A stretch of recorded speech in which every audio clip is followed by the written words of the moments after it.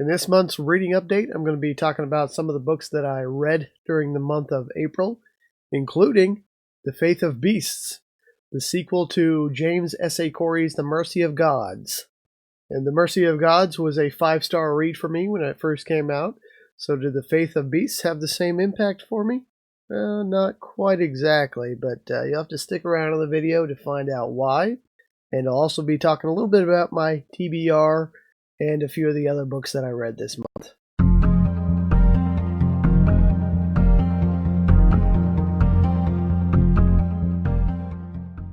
So I have been dealing with a little bit of a spring cold. So I wanted to record a video last week and put it out, but I wasn't able to do that. I still have some lingering symptoms here, but hopefully I'll be able to finally get back on track and start getting out some more regular videos again. So let's go ahead and talk about the books that I read this month. So I'd like to start with the book that I read. I finished this, actually I think it was the end of March, but I talked about this a little bit in my reading update last month. It was my current read, but I did get this finished. Fearless by Allen Stroud. It is a space opera science fiction novel. It was a very enjoyable read. It's a riveting story with kind of some space battle tactics going on. Hard science fiction as far as like engineering and orbital mechanics and velocity and all that sort of thing. So I did really enjoy this. It made my list of the best books I've read so far this year. So if you want to go check out that video where I do talk a little bit more about this book. But overall, really enjoyed it, and it definitely a recommended read. If you like The Expanse, I think you're going to like this one. And it's the first in the trilogy, so I do plan on reading more in this. I do plan on going ahead with the sequels sometime in the future.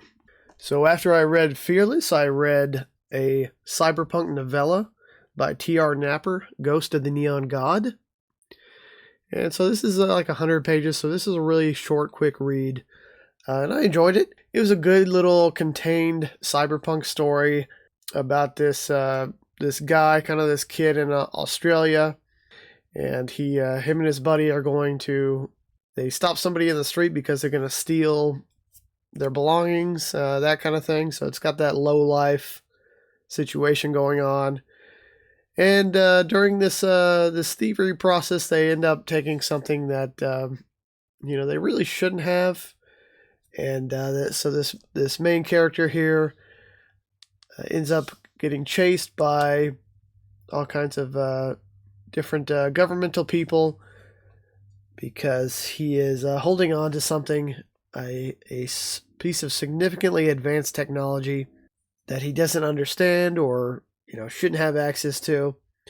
And it starts kind of talking to him, so you can kind of guess where that leads. Kind of definitely an AI situation going on here, but it was a fun little novella, and I think I would probably lean towards giving this one like a 3.5 to 4 stars. And it's definitely going to lead me into reading some more T.R. Napper in the future. So he does have a couple of full-length novels that I plan to read sometime. But yeah, if you're looking for a kind of a contained, quick-paced, short read that's a modern cyberpunk. So this has been released in the last couple of years, so very modern cyberpunk. If you're looking for that, I think T.R. Napper may be the answer here. Anyway, this one gets a recommended read from me. So after reading Ghost of the Neon God, I did step into Gene Wolfe, The Fifth Head of Cerberus. Now this is my first Gene Wolfe novel.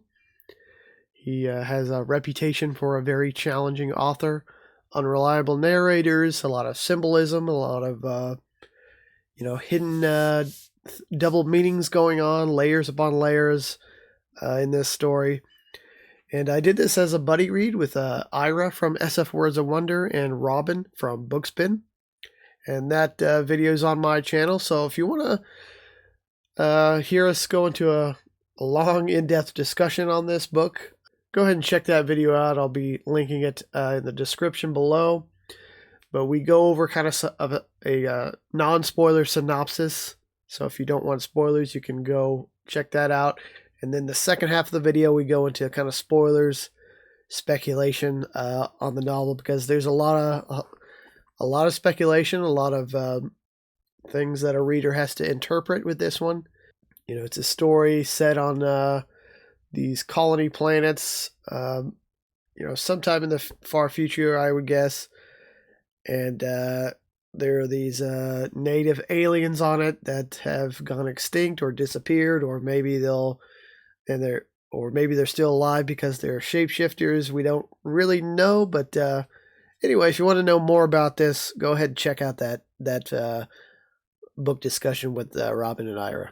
And the next book I read after The Fifth Head of Cerberus was, this is a new release, came out February of this year, 2026.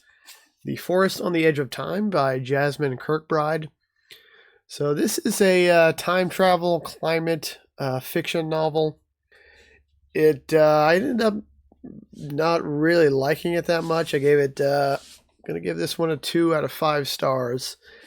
But it had some potential in it. It had some potential.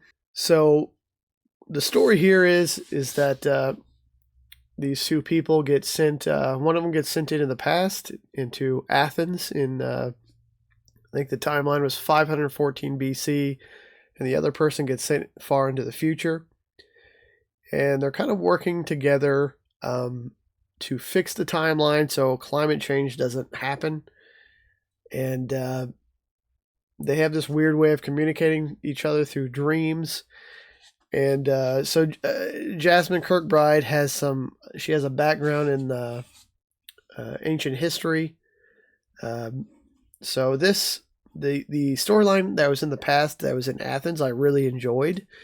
I like historical fiction novels as well as science fiction. So there's kind of a historical fiction novel within this science fiction novel. So I was pleasantly surprised to see that. I really enjoyed the Athens storyline. It definitely was the highlight of this novel. Unfortunately, so the first half, really good. Really enjoyed it. I was going through thinking like, man, this is going to end up being a really good read. And it leads to this big situation that resolves itself in the first half. And after that, the story kind of just goes nowhere. So the second half of the story really didn't lead up to another big event. I mean, it tries to, but it just didn't have the same impact on the first half. And the second half of the story really let me down here. And it kind of feels like the characters end up not really doing anything or changing anything. It's not really made clear what they did to fix climate change, or if they even did that at all. The story in the far future is interesting. It's this person is at this like compound, and she can't walk out into the Earth's atmosphere because it's not breathable. She has to wear a suit, and there's this AI entity that she's working with to try to correct the timeline, and she is supposed to send instructions to the person in the past through these dreamlike states while the AI is giving her these instructions, because the AI has this view of the timeline and it can tell whether it's going on the right track or not. And then there's these little robots that go around that help her, it was kind of an interesting storyline, but it just ultimately doesn't really, it's like nothing really matters that any of the characters did here. Even though they were trying to change the future, nothing they did really had an impact. So it's like Jasmine Kirkbride forgot to bring her plot. She forgot to bring a plot along in the second half of the book. The historical fiction timeline that's set in Athens, we have a lot of historical characters in it, which is really cool to see. A lot of ancient Greek philosophers. So that was kind of cool to see all these characters show up from ancient Greek. But it just wasn't enough to save the novel, and this one's going to be a 2 out of 5 for me. All right, so that brings us to The Faith of Beasts which is my most recent read. This one, of course, by James S.A, authors of The Expanse. And this one is a signed copy. I don't know that I really like that they just sign a blank page and put it in the book. I wish they'd sign their names on the title page, but, oh well. So this is the second book in the Captives War trilogy. It came out just here recently in April, so it's a very new release. The Mercy of Gods was a 5-star read for me. I loved Mercy of Gods. I thought it was great. It has a lot of aspect of discovery. This alien empire comes down to a planet called Anjin, full of humans, and captures all these people, takes them to their home world. These world palaces that they get imprisoned in and have to stay, and they have to find ways to make themselves useful for the Carricks. And there's a lot of discovery in that book. A lot of they meet up with all kinds of other alien species. They have to spend their time doing science and things for the Carricks. And it was just a really fascinating book, really good book. This one is very much has middle book syndrome. And what I mean by that is it's nothing really happens in this book. It's kind of like they wrote this just as a bridge from book 1 to book 3. There was no big revelations in this one. There's no really big discovery elements. They are doing science experiments for the Carricks, but it's not really all that much focused on. It's kind of focused on this character of the Swarm. There's a lot of character development for that creature. And then the main character, of course, Daffod, he's kind of in control of the human moiety. They call it the human moiety that's imprisoned on this planet. And we do learn a few things from. So there was a novella in between this and the first one called Live Suit. We get a lot more context for what the live suit is. So that novella seemingly didn't have anything to do with the first novel. It didn't have any real connection to it, but now it does. So we get some context of what's going on there. We learn a little bit about this enemy that the Carricks is fighting. They call the Deathless Enemy. I won't talk about what they are, but I think a lot of people predicted some of what they are, and that prediction turned out to be true. And I was one of those. I thought the enemy was going to go a certain way, and it seems like it is going to go that way because we don't hardly know anything about it. Like nothing really big happens in here. And one of the characters named Jasmine, her storyline is one of the main POVs. I didn't really enjoy that much. She's not that compelling of a character. She gets in this situation where, she maybe could destroy a Carrick ship, but nothing really happens. There are no real consequences to what she's done, and there just wasn't enough plot in this for me. And it's a very bleak novel. So these humans are living under this, brutal rule from the Carricks. They can just die at a whim. So, and when you have a bleak novel like that, you kind of need some hope, here and there, which we really don't see any of that in this book. We need some more optimism. We need some, the humans are finally going to figure out a way to defeat the Carricks or, what have you. And there's really none of that in this book. And it's supposed to be a trilogy. So, and I'm not sure how they're going to wrap this story up because nothing really happens in this book. And so what's going to happen to the third one? Are the humans going to defeat the Carricks somehow? It's going to take a lot to get to that point, if that's the ending. Maybe the ending is they live their whole lives and for generations as prisoners of the Carricks. I don't know. Yeah, I'm not sure where it's going to go, and I'm not sure how they're going to wrap it all up in one more book. Now, they will have one more novella in between there. So there's 3 books and 2 novellas is the plan. And they have repeatedly said that that's all that the series is going to be. It's not going to be anything more than than a trilogy and 2 novellas. So I did like it. I do want to continue with it, of course, to see what happens. But I just felt a little bit disappointed by it. I was just expecting more to happen in the book that doesn't really happen. And I think some of the novelty from the first book has kind of worn off. Because, we had, like I said, a lot of that discovery aspect in the first book of going to this world palace and seeing all these aliens and things, learning about the characters that we just didn't get anymore. And, all that novelty is kind of worn off for me by now. So my review of this one is going to be a 3 out of 5 stars, which is a book that I do like. I just didn't think it was all that great. And I do want to continue with the series. The novella, I think, is supposed to come out later this year, hopefully. And then the third book, I don't know when that's going to be coming out. But I think they're going to have a lot. They're going to have to pack in a lot of plot in the third book. So we'll see how that goes and what the final conclusion of this trilogy is. And I kind of compare this one to the Salvation sequence by Peter F. Hamilton, because I'm also reading that right now. I just finished Salvation Lost, the second book in that trilogy, recently. And they're kind of the same theme. There's like this powerful alien empire that's trying to destroy or capture humanity. And so Peter F. Hamilton's second book, it was a middle book as well, but he did a lot better job of, making some really interesting things in the plot happen, moving the plot along, providing some optimism for humanity.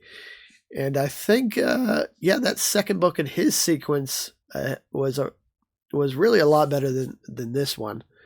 Now I still have to read the third book in that trilogy as well. So, maybe when I've completely finished both of these trilogies, I can kind of compare them better. But I think, as far as the second book, at least, Salvation sequence did a better job than the Captives War. So anyway, let me know in the comments what you think. Have you read this one yet? You think it stands up to the mercy of gods? Maybe you think it's better. Maybe you think it's worse. Anyway, let me know. So those books are the ones that I read during the month of April. And now I'd like to get a little bit into the books that I am currently reading and the ones that are on my TBR for the month of May. So for my current read, I'm stepping kind of away from science fiction a little bit. Maybe you might be able to consider it speculative fiction, but I'm going to check out Joe Hill's Strange Weather. I haven't started reading it yet, but the time that this video releases, I'll have started reading this one. And this is a collection of 4 short novels by Joe Hill. And, he's a horror writer. He's got some really great books out there. He's got some movies based on his work. And he was nice enough to sign this one for my birthday. So thanks, Joe, for that. So I will be reading this one. I've read a couple of Joe Hill novels, and, they're usually pretty good. So he came out with King Sorrow this year, or maybe it was last year. King Sorrow was a recent release of his newest one, and I'd like to kind of get into that one as well. But I think maybe that's going to be a summer read, like maybe a July or August. Now that's like nearly 1,000-page book, but I've heard that it reads really quickly. But before then, I'm gonna step into this one, Strange Weather. And it sounds like spring's a good time for a story about weather. There's at least here where I'm at, the central United States. There we get a lot of crazy weather during this time of the year. So it seems like a good thematic read for this time of the year. And as far as my TBR goes, I would like to read Deepness in the Sky by Vernor Vinge. So I've been meaning to read this one. I just haven't got to it. It is kind of a chunky novel. It's almost 800 pages. This is, of course, the prequel to A Fire Upon the Deep, which I read many, many years ago. I kind of forgot what happened in it, but this is a prequel to that one, and I figure it's about time to get into this and read that one. So, and also on my TBR, I'd like to step a little bit back into the vintage sci-fi paperbacks. So, and I've never read an Andre Norton, so I'm going to try this one out. The Stars Are Ours. And so this, this is a short book, so it'll be, hopefully a quick read after reading a big chunky one like this. I can get in a quick read like this one. Andre Norton, I have a ton of her books. She was a very prolific author back in the day, but I've never read any of them, so that'll be interesting to see how that one works out. And I'd also like to read Martha Wells' newest book, Platform Decay, and that is the newest book in the Murderbot Diaries. I have not gotten it yet. It hasn't come out yet. Actually, I do have an ebook copy of that, an art copy, but I don't think I'm going to read the art. I'm going to wait for the physical copy to come, and that should be sometime in May. I'll be getting that midway through May, so I'll be planning on reading that maybe near the end of the month, and that those books are usually quick reads as well, so hopefully I'll be able to read that one quickly. And I will probably I don't know if I might do a full review of it. I haven't decided yet, but I'll at least I think I'll have some kind of video about it. Maybe even if not a full review, it'll be a short one. So be looking out for that in the channel late May, maybe June. And I'm also currently reading, and I'm going to be currently reading this throughout the month. It is the Asimov's March-April science fiction issue. I've already read some of the stories, so I've just kind of been slowly going through them as I can. I do not have a physical copy of that one yet. So I talked a little bit about Asimov's science fiction in my last video. I got the January-February issue and the physical copy, and I wasn't really impressed by the print quality. The cover looked very faded as far as the color goes, but it turns out that so they had some issues with the printer, and they are going to switch printing companies. So hopefully, the next issue will be a much better quality, and that's kind of why I haven't gotten the physical copy yet, because they're late shipping those out because they're trying to switch their printers to a different company. And I learned this through a random post on Facebook that I just came across. So most of the time, if you're scrolling through Facebook, the algorithm shows you just a bunch of AI slop and crap like that. I think maybe 1 in 10,000 times you get something useful out of it. And it showed me an Asimov science fiction fan page that I wasn't a member of, where the editor of Asimov had posted in there. I'll try to add that screenshot up here in the video. But the editor posted in that and talked about the delay in shipping, and they haven't been satisfied with their printer, and so they're switching to a new one. But yeah, that's just a random Facebook post that I happened to see. Now they did, several days later, they sent an email to me, and I guess to all their subscribers, about the delay. But I did first see it on Facebook. So it kind of sounds like they're making some improvements there at Asimov's. Maybe they still need to work a little bit on their communication there. Not everybody is a part of that Facebook fan page that the editor posted on. And to be fair, they did email that information later on, but maybe start with the email first. Facebook's not a reliable source these days. But sounds like things might be getting better at Asimov's science fiction magazine, and that also includes the Analog Science Fiction Effect magazine. So if you subscribe to those, or maybe you've been thinking about subscribing but you weren't sure, maybe might be a good time to look into that. They do have a digital subscription, which I'm a part of as well. So if you want just the digital copy, yeah, that's still working great. The stories, have been good. So, this year they seem like they've, been publishing some high quality stories. So they just need to work on the other business aspects going on with that company. But it sounds like there's some improvements going on there. So before I go, I'd like to talk a little bit about the upcoming videos on the channel. Since last week I didn't get a video out because of this spring cold that I have, but I do plan on talking a little bit more about the Captives War, about the Faith of Beasts. I'm not going to do a full review of that just because it's incomplete story, the second of a trilogy of a 3-part story. But I kind of want to talk a little bit about where the story is now, if it's worth reading, where maybe some speculation on where it's going to go. So I'd like to do that, sometime in May. I'd like to get that video out. And I'm also going to have a big book haul video coming out sometime in the next few weeks.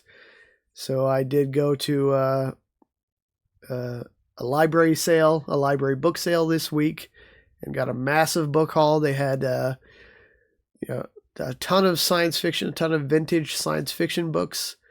Sometimes, so they get these books from people, donate them to the Friends of the Library, and then the Friends of the Library sells all these books, and they give the money to the library system.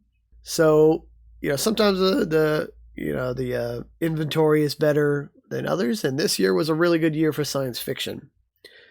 So I did get a massive haul, and I will be talking about that in a future video. So be looking out for that. And I think I got some buddy reads coming up. At least one buddy read coming up in the future. That'll be probably June.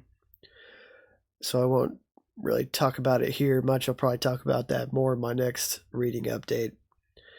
But that's I think that's all I have for you for this video. So let me know in the comments if you've read any of the books that I've talked about here. Let me know what you've been reading during the month of April and what's on your TBR. Don't forget to like and subscribe. Thank you for watching. See you next time.